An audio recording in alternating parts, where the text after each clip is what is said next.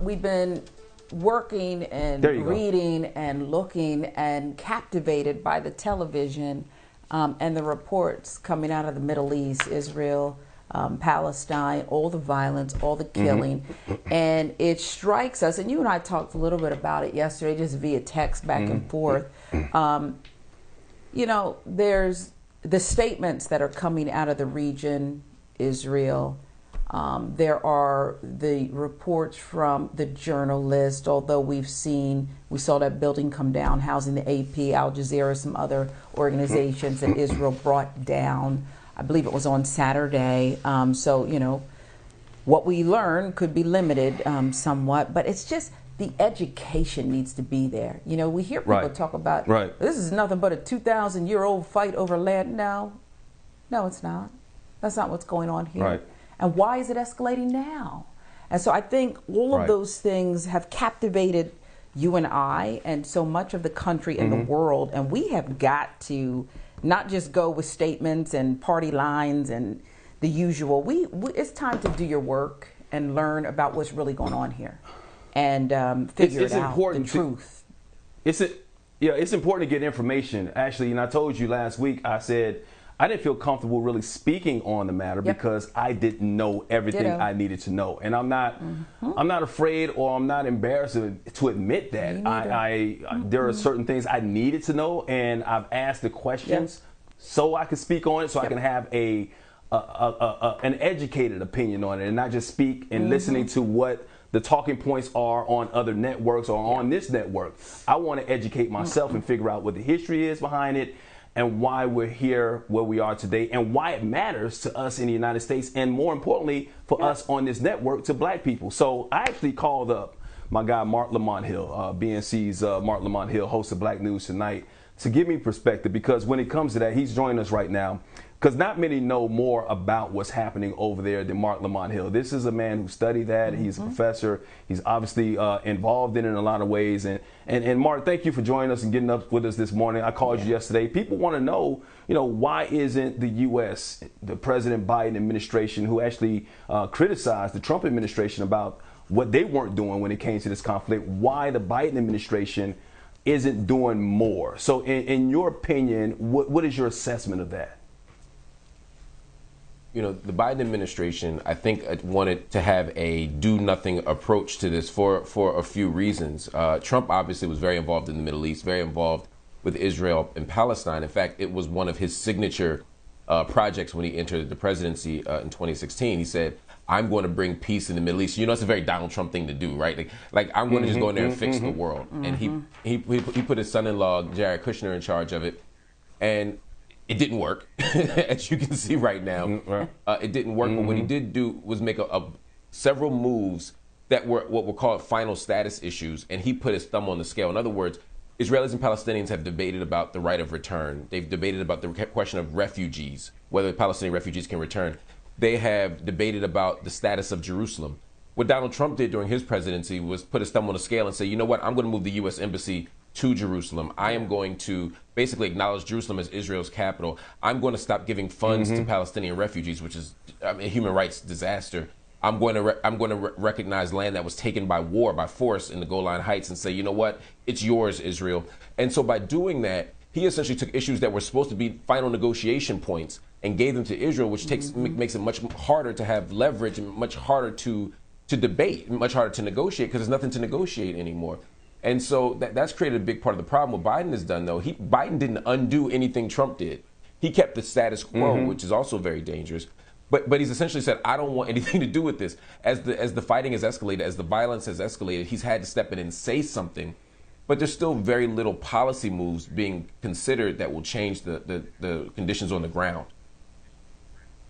Yeah, Mark, it seems like the Biden administration is only now being forced because, as you said, it's very calculated to kind of just a hands-off approach, which is ironic considering the amount of aid the United States has given and continues to give to Israel. But I want you to speak to it, if you can, what Israel has done over the past 5 years, because they're not isolated in the region. They've deliberately and particularly gone out and shored up support.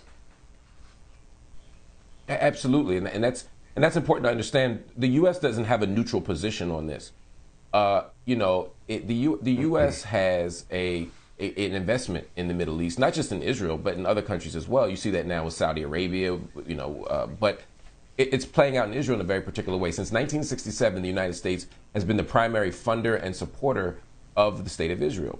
Over the last 5 years, that funding hasn't waned at all. You're right, Sharon. I mean, you're talking about $3 to $4 billion a year.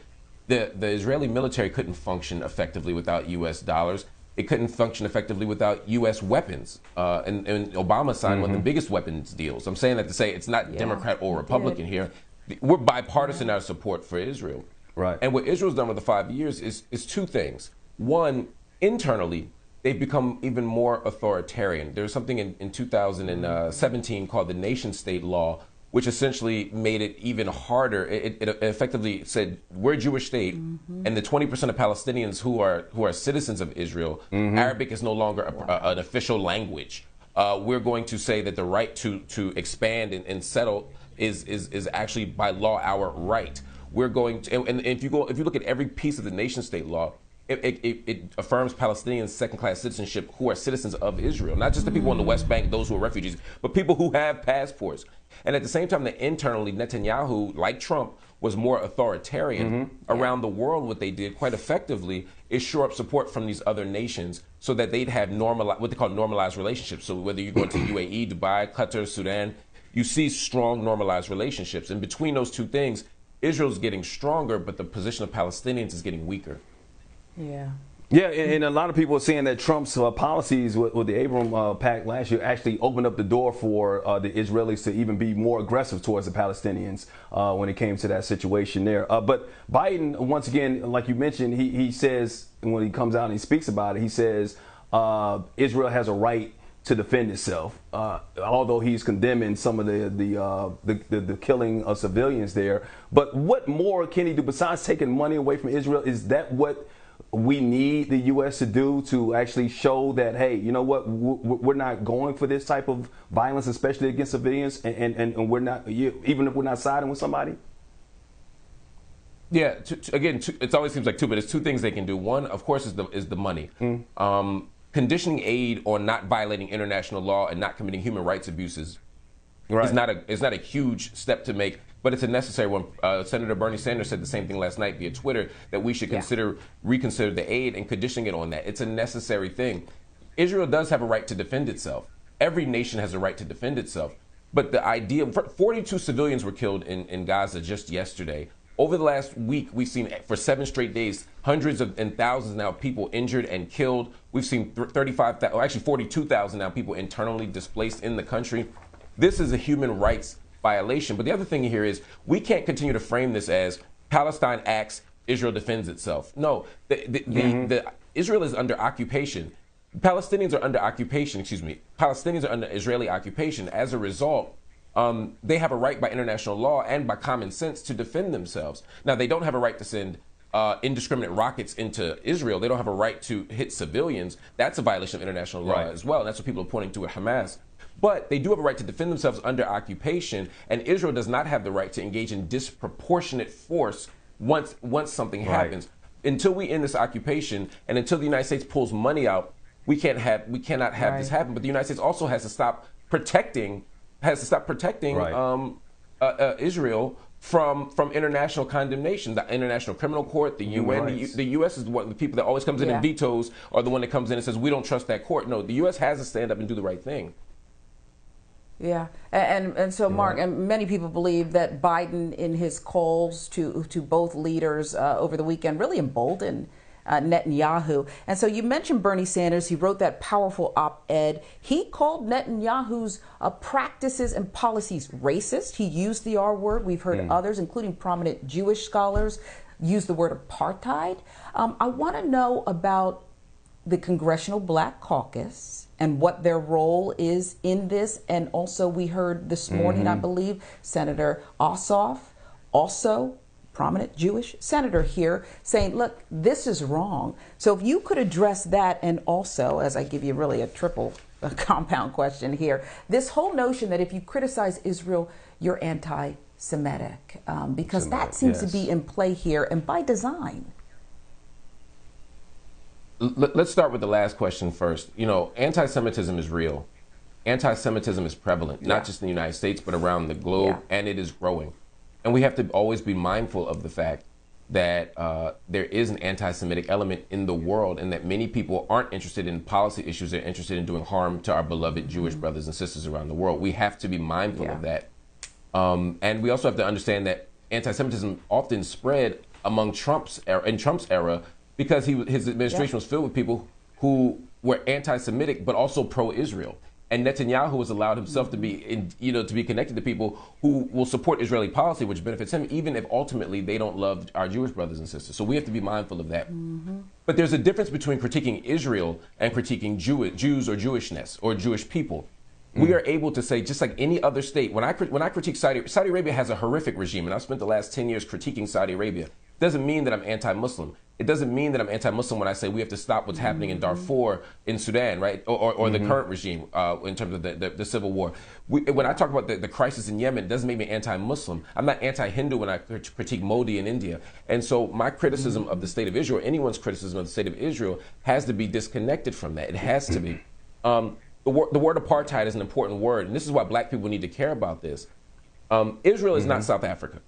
But Israel does not have to be South Africa in order to be an apartheid state. Apartheid is about a system, a racialized system, or a system that gives different access, different citizenship, different rights, different freedoms to people based on racial divisions or religious divisions, etc. And in Israel right now, simply by being Palestinian, you are more likely to have a poor education, more likely to get arrested, more likely to get a longer prison sentence, more likely to die, more likely to be separated from your family, et cetera, et cetera. And so in apartheid, and it's by law. I mean, there are more than 60 laws on the books that are racist, effectively. And there's a website that you can go and look at this called idalah.org, ADALAH.org, that breaks down all those 60 laws, so you don't think I'm just making this thing up. The Congressional Black Caucus, I would think, is people who were at the front line of South Africa, should be at the front line of this struggle. But so often, many people in the CBC have not yet been. We're seeing more people now speak up and speak out. But for a long time, black folk in general have been reluctant to speak out on this issue, partly because... Why is that, Mark? Our Jewish American... part of it is because, Jewish Americans have been such strong allies to us in the civil rights struggle. We always hear, Warner Goodman and Cheney. We always think about the NAACP having a strong Jewish American support. Jewish American people have been our allies. They are our allies. But that doesn't mean that we have to ignore something that's happening in the Middle East.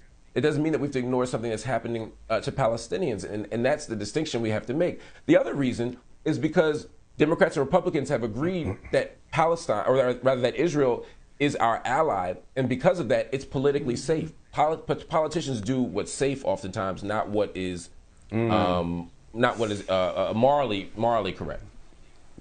Yeah, you got to do what's right. And another point you made yesterday is like we got some brothers and sisters who live over there as well. Part of our diaspora is also over there. So that's important for us. So it's important. And that's why I wanted to have you on, because, you know what you're talking about. And you're giving us an education about the history, the background, why it's happening, and why we should care about this situation. Because a lot of times we look at what's happening overseas, right, Mark, and we say, hey, you know what? We got our own problems over here in the United States. Why should I care about what's happening over there? You broke it down for us. And now hopefully the attention that you're giving and the education that you're giving to our people, maybe it'll make them speak up a little bit more, push their politicians into doing what's right and not what's political. Yeah, and Mark, before we let you go, because we're out of time, but I did want to mention the UN Security Council and what, I know you don't have a crystal ball, but what happens next? Is the world going to help wrap our arms around this situation and force the change that needs to happen here? I think the world is going to speak out the way it always does and say this is wrong, but finally, it's ultimately going to come down to what the United States does. If the United States sides with the international community and spends its money properly, we'll see a change. If they don't apply pressure, then we're going to see more violence, unfortunately. But isn't that part also the UN has to be more involved? It can't just be the United States. It's got to be other countries as well, right, Mark? Yeah, the problem is the way the international community Yeah, we got the power. You know, we're on a Security Council. We got the weight. You know, we have the power to veto other nations. You know, basically the world gets the West. The criminal court only messes with Africa in the Middle East. Big countries don't get hit. China doesn't get hit. The United States doesn't get hit. We have to change this. Right. Exactly. So we got to change that. Yeah. Yeah, couldn't even meet without our say-so. Couldn't put out the statement without really our say-so. So there you go, Marc Lamont Hill. Exactly. Thank you for the education. This is why you're on the marquee, brother. This is why you're the star of the network. Don't forget, Marc kicks off our prime time lineup 8 p.m. Eastern every weeknight, followed by Making the Case with Yo D. Then Prime with Charles Blow.